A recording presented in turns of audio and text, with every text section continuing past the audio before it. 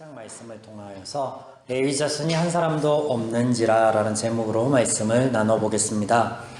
지난 7장에서는 2차 포로 귀환의 리더인 에스라에 대한 소개와 더불어서 아닥사스다 왕이 내린 조서의 내용이 등장하였습니다. 그리고 오늘 8장에서는 그렇게 돌아온 자들의 가게별 대표자들의 동참한 수요를 1절부터 14절까지 기록하고 있고 성전 봉사자 모집에 대한 기록이 다음에 20절까지 기록되고 있으며 에스라의 기도가 이어지고 그리고 36절 끝절까지는 예루살렘 도착과 이스라엘의 희생제사 등이 기록되어져 있습니다. 그래서 요약해보면 앞장의 내용에서는 하나님의 도우심으로 에스라가 돌아왔다는 사실에 대한 공포와 더불어서 본장에서는 돌아오는 과정을 세세히 기록하고 있다라고 볼 수 있겠습니다. 자, 15절 내가 무리를 아와와로 흐르는 강가에 모으고 거기서 3일 동안 장막에 머물며 백성과 제사장들을 살핀즉 그 중에 레위 자손이 한 사람도 없는지라. 아하와로 흐르는 강가에 아하와 대부분의 학자들은 이곳을 바벨론이나 페르시아를 비롯한 고대 근동의 패권 국가들을 발생시킨 유프라테스 강의 한 지류가 흐르는 평야지대로 보고 있습니다. 아무튼 왕의 조서를 받은 이 에스라가 함께 가기를 원하는 이스라엘 자손들을 이곳에 소집합니다. 그리고 그들의 계보와 수요를 파악하기까지 3일을 소요하는데 이렇게 파악된 내용이 1절부터 15절까지 내용입니다. 살펴보시면 2절을 제외하면 각 가게의 이름이 에스라 2장과 흡사한 것을 우리는 발견하게 됩니다. 이것을 통해서 우리는 남은 자들을 여전히 보존하시는 하나님의 은혜를 발견하게 됩니다. 특이한 것은 2절에 등장하는 제사장 가문과 다윗 가문의 인물이 단 3명만 기록되고 있다라는 점입니다. 2절 비느하스 자손 중에 게르솜이요 이다말 자손 중에는 다니엘이요 다윗 자손 중에는 하토스요. 딱 3사람 나오고 있죠. 레위 가문의 2사람, 다윗 가문의 1사람. 이에 대한 에스라의 반응이 어떻게 이어지냐면 제사장들을 살핀즉 그 중에 레위 자손이 한 사람도 없는지라입니다. 여기에 2가지의 의문점이 듭니다. 먼저는 2장과 동일한 가계와 명단들 중에 왜 유독 레위인들만 없느냐라는 점과 또 지난 1차 귀환 때 많은 레위인들과 성전 봉사자들이 귀환하였음을 우리가 보았는데 그럼에도 불구하고 왜 에스라는 성전 봉사자들을 위하여 별도의 인원을 본문에서 충원하고 있느냐라는 점이에요. 먼저 본문에서 제기하고 있는 의문점에 대한 사실 확인을 해볼 필요가 있겠죠. 첫 번째 의문점에 대한 사실은 2절을 통해 보았습니다. 다윗 가문을 빼면 레위 지파의 사람들 중에는 딱 2명 있었다라는 거예요. 그러니까 제사장들 없고 성전 봉사자들도 턱없이 부족했다라는 점이죠. 두 번째 의문점이 16절부터 17절까지 기록되고 있습니다. 16절 이에 모든 족장 곧 엘리에셀과 아리엘과 스마야와 엘라단과 야립과 엘라단과 나단과 스가랴와 무슬람을 부르고 또 명찰한 사람이 요아립과 엘라단을 불러 가시베아 지방으로 보내어 그곳 족장 잇도에게 나가게 하고 잇도와 그의 형제 곧 가시베아 지방에 사는 느디님 사람들에게 할 말을 일러주고 우리 하나님 성전을 위하여 섬길자를 데리고 오라 하였더니 귀환하기로 모인 자들의 수요를 파악하는 가운데 레위인들과 성전 봉사자들을 위한 인원이 부족함을 느낀 에스라가 백성들 중에 리더를 추려서 한 곳으로 보내는 장면이 지금 이 16절과 17절에 등장하고 있습니다. 자, 그곳이 어디냐면 가시베아 지방입니다. 어려운 이름들과 어려운 지명이 유독 본문에 많이 등장합니다. 가시베아 지방, 가시베아. 이 가시베아는 은장색이라는 뜻을 가집니다. 그러므로 이것은 은세공업이 성행하였던 상공업의 중심이었던 지역으로 우리가 알 수 있습니다. 그러나 정확히 어디인지는 의견이 분분합니다. 다만 우리가 알 수 있는 것은 이곳이 북부 바벨론에 위치한 성읍이며 아와 지역에서 그리 멀지 않은 옛 바벨론의 경내라는 것이에요. 그래서 지금 에스라가 이스라엘 백성들을 모은 그 평야, 아화르 강의 그 평야 지역에서 멀지 않은 곳이었다라는 것을 알 수 있다는 거죠. 그리고 이곳에는 당시 레위인들이 집단적으로 정착한 촌이 있었던 것으로 보입니다. 때문에 에스라가 부족한 레위인과 성전 봉사자들을 채우기 위하여 지금 이스라엘에 모여있는 강가에서 가까운 이 지역으로 리더들을 파견하고 있다. 자, 이제 의문점들을 하나씩 살펴보실 텐데 왜 레위인들이 없었는가를 먼저 한번 보겠습니다. 본장에 기록하고 있는 2차 포로 귀환자들의 수를 계수해보면 대략 1775명이 됩니다. 이는 1차 귀환자들의 수요인 42,360명과 비교해 볼 때 너무나 적은 숫자입니다.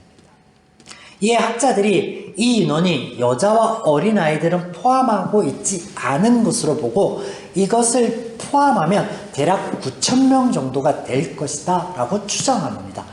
제가 첫 시간에 이스라엘이 계수할 때 장정들, 남자들만 셀 때도 있고 여성을 포함한 20대 이상만 셀 때도 있고 또 여자들과 어린아이들, 노인들 다 포함한 수로 계산하기도 한다. 그래서 수적 차이가 보인다라고 했었는데 그걸 얘기하고 있는 거예요. 어찌됐든 1차 귀환자의 4분의 1도 미치지 못하는 수가 돌아오고 있다라는 거예요.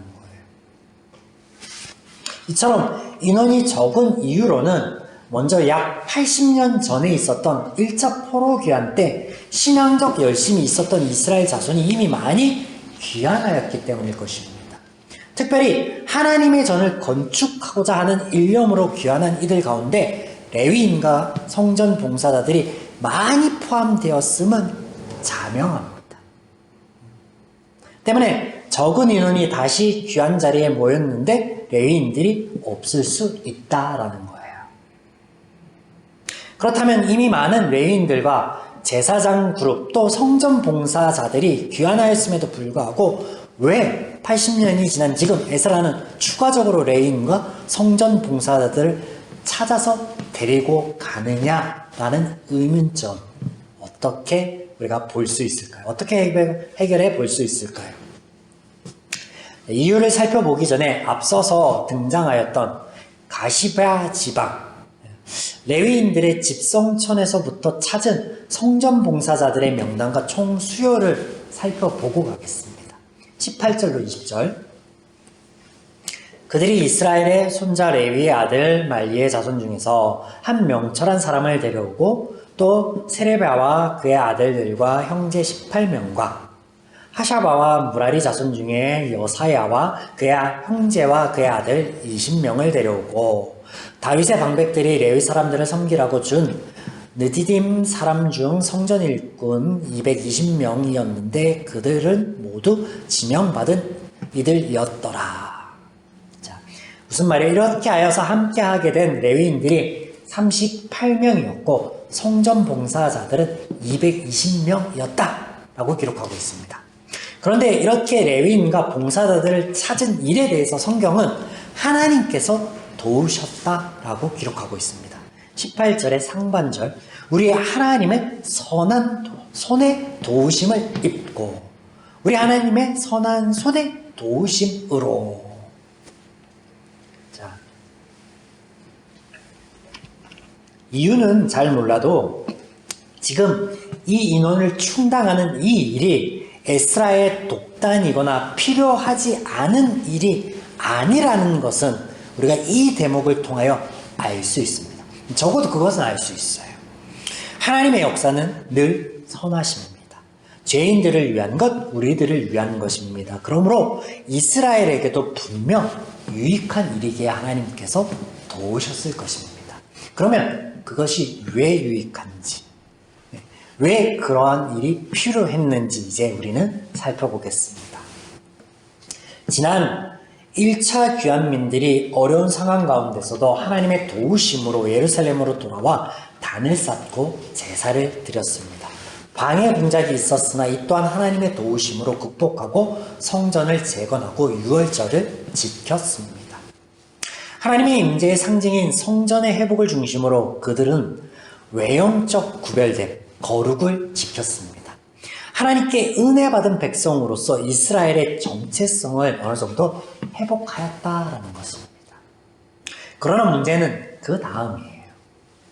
그들은 회복된 정체성, 이 구별됨을 어떻게 삶 속에서 지켜나가야 하는지 몰랐던 것입니다.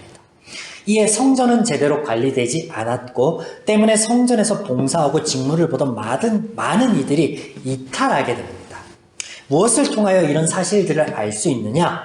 먼저 아닥사스다 왕의 조서에서 강조하고 있는 내용을 보면 알 수 있습니다. 무엇을 강조하고 있습니까? 하나님의 전을 위한 재정적인 지원에 대해 강조하고 있고 또 2차적으로는 성전 봉사자들을 위해서 세를 받지 않도록 조치하고 있다는 거예요. 세번역으로 이 대목을 한번 제가 읽어드리겠습니다. 7장 16절에서 21절과 24절 그 언간의 말씀입니다. 또한 바빌로니아의 모든 지방에서 그대가 얻은 은과 금도 가지고 가고 백성과 제사장들이 예루살렘에 있는 하나님의 성전에 바치는 자원 예물들도 가지고 가거라. 에스라 제사장이 너희에게 요청하는 것은 무엇이든지 어김없이 그에게 주도록 하여 은은 100달란트까지, 밀은 100고루까지, 포도주는 100밭까지, 기름도 100밭까지 주고 소금은 제한 없이 주도록 하여라.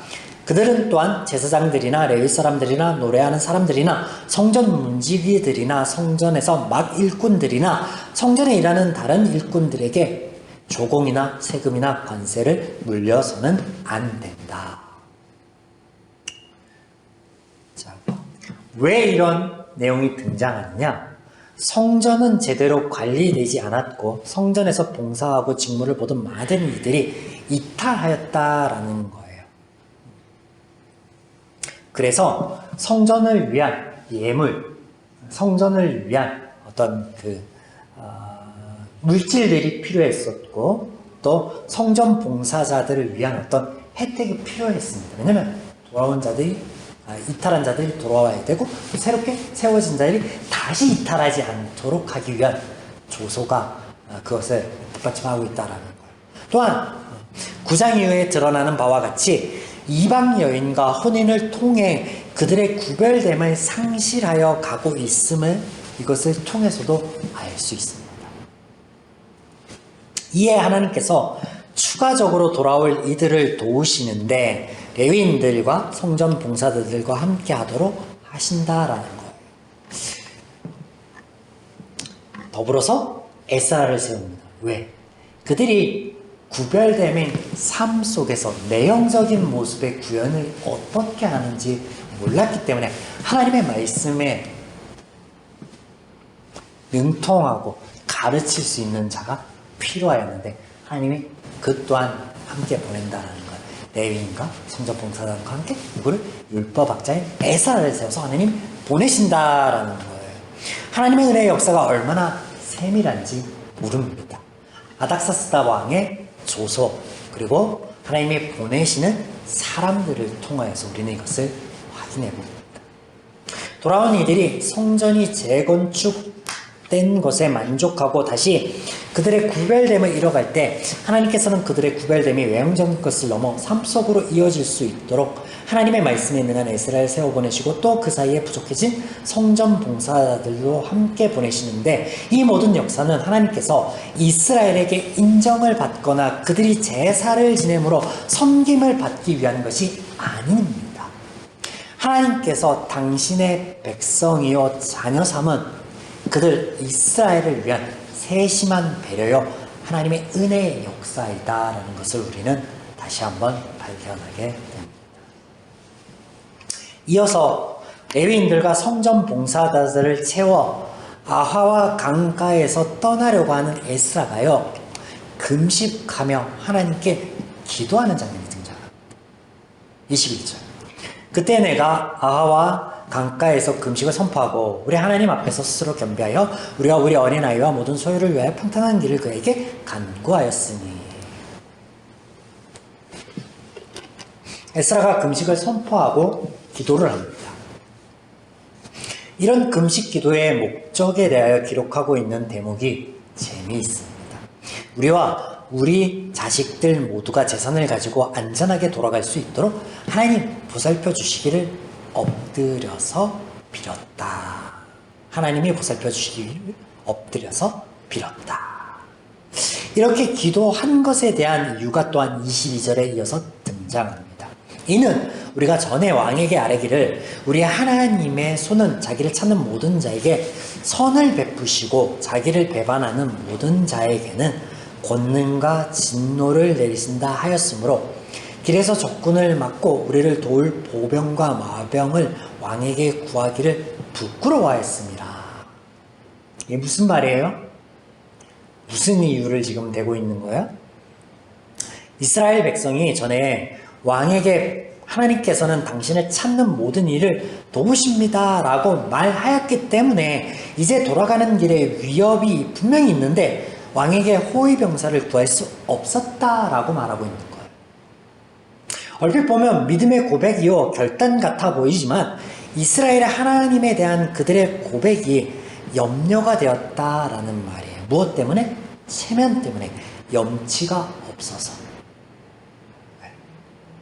그들이 모여 모든 이들을 계수하고 부족한 레위인 성전 봉사자들을 모으고 출발하고자 하는데 한 가지가 염려가 되는 거예요. 이스라엘이 가야 할 길이 무려 1500km입니다.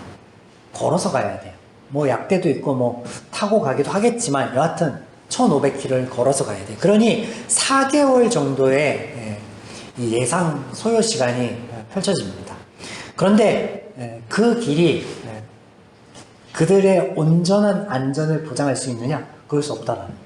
약탈자들도 있을 수 있고 그들을 포함한 위협이 얼마든지 있을 수 있다라는 거예요. 그런데 그들이 왕에게 한 말 때문에 왕에게는 못 구하고 의지할 곳이 다만 어디뿐이에요? 하나님뿐이에요. 하나님께 기도하는 거예요. 결과는 이유가 어찌됐던 과정이 어찌됐던 결과는 너무나 자명합니다. 하나님의 응답, 선하신 도우심. 그래서 하나님의 역사로 이어지는데 우리가 이것을 본문 가운데 찾아볼 수 있습니다. 23절. 그래서 우리는 금식하면서 안전하게 귀국할 수 있도록 보살펴 주기를 하나님께 간절히 기도드렸더니 하나님은 우리의 기도를 들어주셨다. 세 번역인데요. 다른 번역본에서는 하나님이 확증을 주셨다. 확감을 주셨다. 마음에 담대함을 허락하여 주셨다. 31절. 첫째 달 12일에 우리는 아하와 감을 떠나서 예루살렘으로 가려고 길을 나섰다. 가는 길에 매복한 자들의 습격을 받기도 하였지만 하나님이 우리를 잘 보살펴 주셔서 그들의 손에서 벗어날 수 있었다. 아멘. 이 모든 게 하나님의 은혜의 역사, 세밀한 도우심. 사랑하는 여러분, 우리가 주일 이 시간에 모여서 예배를 드리는 것, 식전에 기도하는 모습 등이 그것을 통해서 우리의 그리스도됨의 외형적 구별됨이 드러납니다. 그런데 그런 것에 대해서는 우리가 분명히 익숙합니다. 그리스도인이라면 누구나 익숙한 모습들이에요. 그러나 우리의 삶으로 들어가 우리가 하나님과 동행하며 그 선하신 손이 우리를 어떻게 돌보고 계시느냐, 어떤 역사들을 보이고 계시느냐, 그것을 우리가 경험하고 묵도하는 것은요, 다른 문제예요. 이것은 우리의 내용적인 구별됨이 이루어져야 합니다. 그러면 우리가 어떻게 하면 그 내용적인 구별됨을 이루어갈 수 있느냐? 그것은 우리의 신앙의 내용, 내적 구별됨을 채워야 합니다. 무엇으로? 우리의 삶의 예배를 통해서. 여러분, 그래서 여러분이 삶 속에서 말씀을 보아야 하고요, 기도를 해야 되고 찬양을 해야 됩니다. 우리가 세상 가운데 위협 가운데 놓여있는 시간이 참 많이 있죠. 그 시간만큼은 아니더라도 우리가 하나님 앞에 삶의 예배를 드려야 합니다. 오늘 말씀 가운데 특별히 기억할 것은 이스라엘의 고백이 그들에게 올무가 됨을 우리가 봅니다. 우리가 우리의 삶 가운데 나의 그리스도됨의 고백과 그리스도인됨의 고백과 하나님에 대한 고백이 과연 올무가 될 수 있을까요? 생각해 볼까요? 때론 우리의 잘못된 고백이 또 우리의 고백을 악하게 이용하려고 하는 영적 대적의 집단이 우리에게 올무를 놓을 수 있죠. 충분히 그럴 수 있습니다. 하나님께서는 아닥사스다 왕을 통하여 이미 에스라가 구하는 모든 것을 주심을 묵도하게 하였습니다. 그런데 에스라는 그의 고백 때문에, 아니 보다 정확히 말하자면 염치 때문에 구하지 못하였습니다. 그럼에도 불구하고 하나님께서는 여전히 도움이시며 우리의 신이심을 보여주고 계신데요. 하나님 앞에 우리의 잘못된 신앙의 모습들, 그것들을 별개로 하나님을 의지할 때는 하나님이 우리의 의지가 되어주신다라는 거예요. 우리의 신이 되어주신다라는 거예요. 그러므로 여러분, 삶의 어느 위치에서 어떤 모습에서 어떤 환경 가운데서도 여러분 지쳐 있다면 혹은 구별됨의 문제 때문에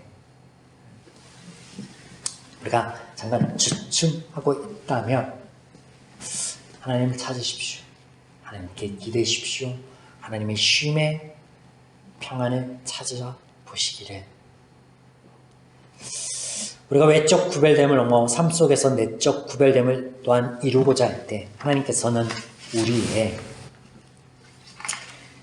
가장 큰 지자가 되어주시며 기도 앞에 또는 우리의 문제 앞에 민감하게 반응하여 주실 것입니다. 그리고 그 응답으로 은혜를 베풀어 주실 텐데, 이런 하나님을 우리가 묵도해 나아가며 우리의 삶에서 누릴 수 있기를 오늘도 주님의 이름으로 축원드립니다.